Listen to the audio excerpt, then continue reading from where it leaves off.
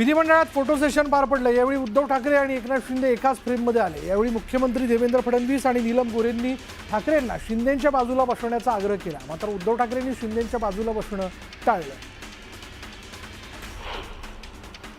विधान परिषद विरोधी पक्षनेते अंबादास दानवे यांचा विधान परिषदेमधील कार्यकाळ या अधिवेशनात संपला। दरम्यान विधान भवनात अंबादास दानवेंना निरोप देण्यात आला। यावेळी बोलताना मी पुन्हा कुठून येईन ते विचारू नका, मात्र मी पुन्हा येईन असं मिश्किल वक्तव्य यावेळी अंबादास दानवेंनी केलं। मुख्यमंत्री देवेंद्र फडणवीसांची उद्धव ठाकरेंना खुली ऑफर असल्याचं दिसतंय। उद्धवजी 2019 पर्यंत काही स्कोप नाही, तुम्हाला इथे यायचं असेल तर बघा, इकडे स्कोप आहे असं म्हणत मुख्यमंत्री फडणवीसांनी ठाकरेंना भाजपात येण्याची ऑफर दिली। एका संकेतस्थळाच्या कार्यक्रमात मुख्यमंत्री देवेंद्र फडणवीस आणि आमदार आदित्य ठाकरे समोरासमोर आले। तुम्ही आज ऑफर दिलीत आणि मी तुमच्या स्वागताला उभा राहिलो असं मिश्किल वक्तव्य यावेळी आदित्य ठाकरे यांनी केलं। संभाजी ब्रिगेडचे प्रदेश अध्यक्ष प्रवीण गायकवाड यांनी मंत्री चंद्रशेखर बावनकुळेंवर गंभीर आरोप केले। माझ्यावरील हल्ल्याचे मास्टरमाइंड बावनकुळे आहेत, दीपक काटे बावनकुळेंना गॉडफादर म्हणतो असा आरोप गायकवाडांनी केला।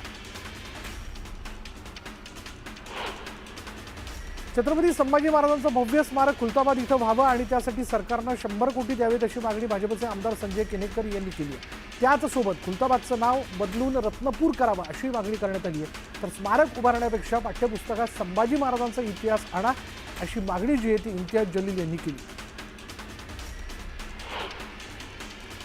उपमुख्यमंत्री एकनाथ शिंदेंकडील नगरविकास खातं चर्चेच्या केंद्रस्थानी आलं। विरोधकांकडून नगरविकास खात्यासंदर्भातील चर्चा सुरू असताना तक्रारी आणि प्रश्नांची सरबत्ती करण्यात आली, मात्र विरोधकांबरोबरच सत्ताधारी भाजपच्या आमदारांनीही शिंदेंकडील नगरविकास खात्याच्या कारभारावरनं प्रश्न उपस्थित केले।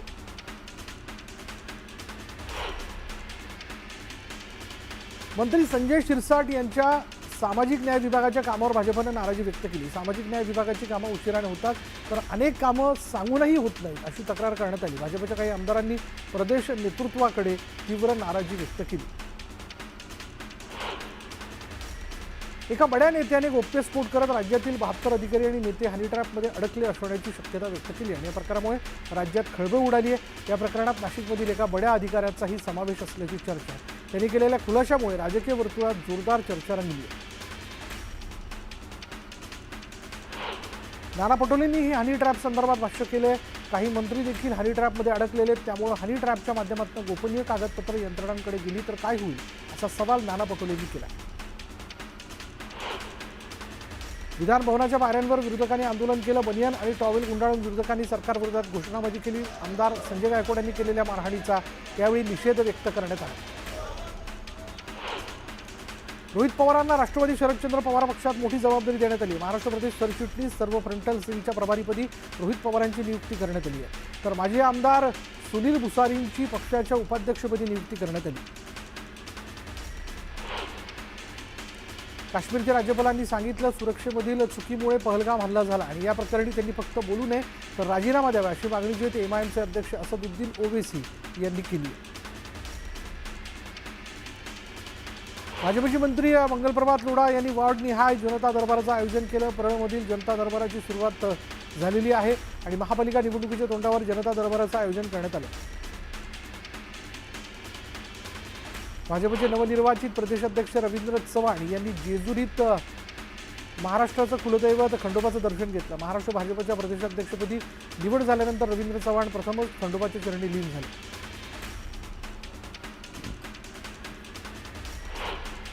आंतरराष्ट्रीय खेळाडूंचे गेल्या 12 वर्षांपासून प्रलंबित असलेलं वेतन वाढ, पदोन्नती आणि सेवा ज्येष्ठता हे प्रश्न विधान परिषदेत मांडण्यात आले। आमदार अमित गोरखे यांनी पॉइंट ऑफ इन्फॉर्मेशन अंतर्गत या प्रश्नांना वाचा फोडली।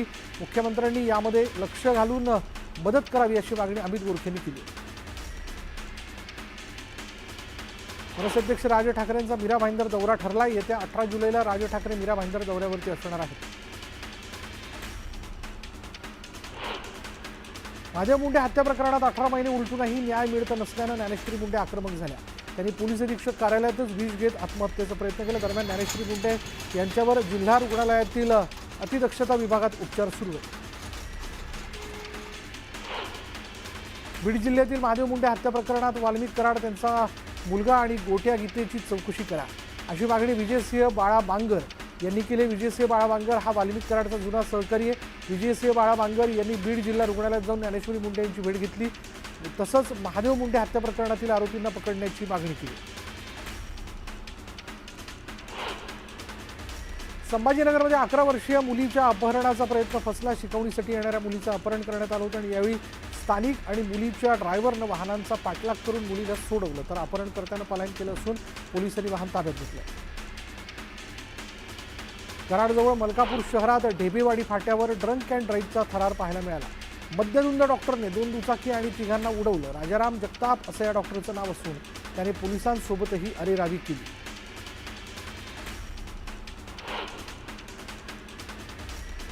मुंबईतील आझाद मैदानात शेतकरी आणि शेतमजुरांच्या विविध प्रश्नांसंदर्भात दिंडीचं आयोजन करण्यात आलं होतं. राज्यभरातून आलेल्या शेतकऱ्यांनी गांधी भवन ते आझाद मैदान अशी ही दिंडी काढत सरकारला शेतकऱ्यांचे प्रश्न सोडवण्यासाठी साकडं घातलं. पाण्यासाठी खारवासियांनी ठिय्या आंदोलन केलं. सिडकोच्या मुख्य अभियंता कार्यालयात ठिय्या मांडण्यात आला. खारघरमधील भाजपचे सर्व माजी नगरसेवक आणि पदाधिकारी या आंदोलनात सहभागी झाले होते. जोपर्यंत लेखी आश्वासन मिळत नाही तोपर्यंत आंदोलन सुरूच ठेवण्याचा इशारा यावेळी देण्यात आला. विक्रोळीत मारवाडी भाषिक व्यापाऱ्याची मुजुरी सुरू आहे आणि मराठी भाषेबाबत वादग्रस्त स्टेटस ठेवणाऱ्याला मनसे कार्यकर्त्यांनी चोप दिला. स्टेटस ठेवणाऱ्यांची मनसे कार्यकर्त्यांनी रस्त्यावरनं धिंड काढली.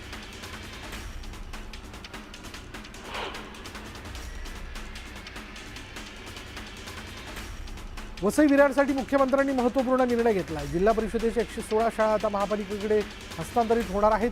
आमदार स्नेहा दुबे पंडित यांच्या पाठपुराव्याला अखेर यश आलं.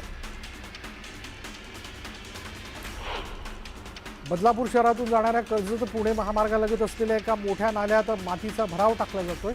भराव टाकून नाल्याचा नैसर्गिक प्रवाह बदलण्याचा प्रयत्न केला जातोय आणि त्यामुळे नाल्यातील पाणी महामार्गावर येण्याची शक्यता आहे.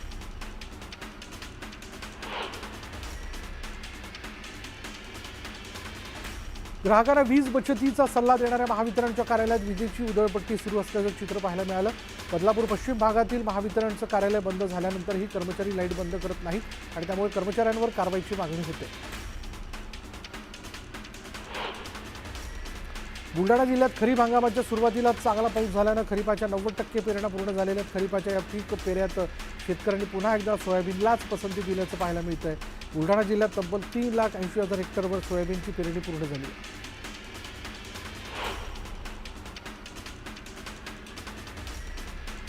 बुलढाणा जिल्ह्यातील देऊळगाव आणि साखरशा गावांमध्ये लंपी आजाराने तब्बल 8 जनावरं दगावली. यामध्ये 5 गायी आणि 3 वासरांचा समावेश.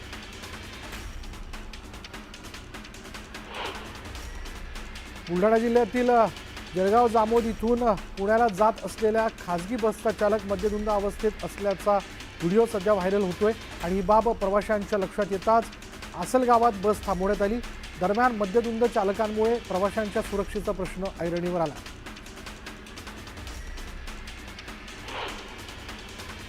नाशिक महापालिकेवर महिलांनी धडक मोर्चा काढला. डोक्यावर हंडे घेऊन महिला महापालिकेवर धडकल्या. पाणी समस्या आणि त्याचबरोबर रस्ते आणि विविध प्रलंबित प्रश्नांवरनं महिलांनी हा मोर्चा काढला.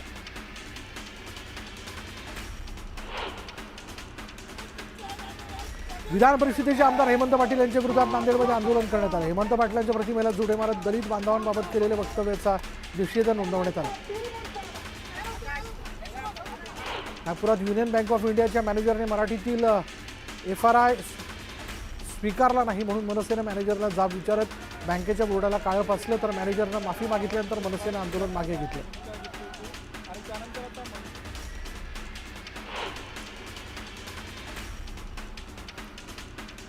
हिंगोलीच्या कळमनुरी तहसील कार्यालयासमोर वंचित बहुजन आघाडीकडून विधान परिषदेचे आमदार हेमंत पाटील यांच्या विरोधात निदर्शनं करण्यात आली. विधान परिषदेमधील भाषणादरम्यान केलेल्या वक्तव्याचा वंचितकडून निषेध करण्यात आला. नंदुरबार जिल्ह्यातील उमरगव्हाण ग्रामपंचायतीच्या नगरसेवकांनी कोऱ्या चेकवर सही केल्यामुळे सरपंच आणि सदस्यांनी ग्रामसेवकाला मारहाण केली होती आणि याच्या निषेधार्थ जिल्हा परिषद परिसरात ग्रामसेवक संघटनांनी आंदोलन केलं. छत्रपती संभाजीनगर शहरात मोबाईल चोरीच्या घटना मोठ्या प्रमाणात वाढलेल्या आहेत. दरम्यान जवाहरनगर पोलिसांनी एका महिलेला ताब्यात घेतलं असून तिच्याकडून 25,000 रुपये किमतीचा मोबाईल जप्त करण्यात आला. नाशिकमध्ये किरकोळ वादातून कामगाराने आत्महत्येचा प्रयत्न केला. इमारतीच्या 4थ्या मजल्यावरनं उडी घेण्याचा प्रयत्न करणाऱ्या कामगाराला अग्निशमन दलाच्या जवानांनी सुखरूप खाली उतरवलं. कोल्हापुरातील जवाहरनगर इथं दोघांना बेदम मारहाण करण्यात आली. 10 ते 15 जणांकडून दोघांना काठीनं मारहाण करण्यात आली. जवाहरनगर ते सुभाषनगरकडे जाणाऱ्या मुख्य रस्त्यावर ही घटना घडली. मारहाणीचा व्हिडिओ समोर आला असून मारहाणीचं कारण मात्र अस्पष्ट आहे. पुण्याच्या वाघोलीत असलेल्या भंगाराच्या गोडाऊनला भीषण आग लागली. आगीमुळे परिसरात धुराचे लोट पसरले. दरम्यान अग्निशमन दलाचे जवान घटनास्थळी दाखल झाले असून आगीवर नियंत्रणाचे प्रयत्न सुरू आहेत. नागपुरात गेल्या 2 दिवसात 2 विद्यार्थ्यांनी आत्महत्या केली. हे दोन्ही विद्यार्थी नीट परीक्षेची तयारी करत होते. काही दिवसांपूर्वी नीटच्या परीक्षेचा निकाल लागला आणि या परीक्षेत अपयश आल्यानं विद्यार्थ्यांनी आत्महत्या केली. पुण्यातील आंबेगाव पठार परिसरात एका व्यक्तीकडील 50 लाखांची रोकड असलेली बॅग हिसकावण्यात आली. थार गाडीतून आलेल्या दोघांनी बॅग हिसकावली. चोरीची घटना सीसीटीव्ही कॅमेऱ्यात कैद झाली.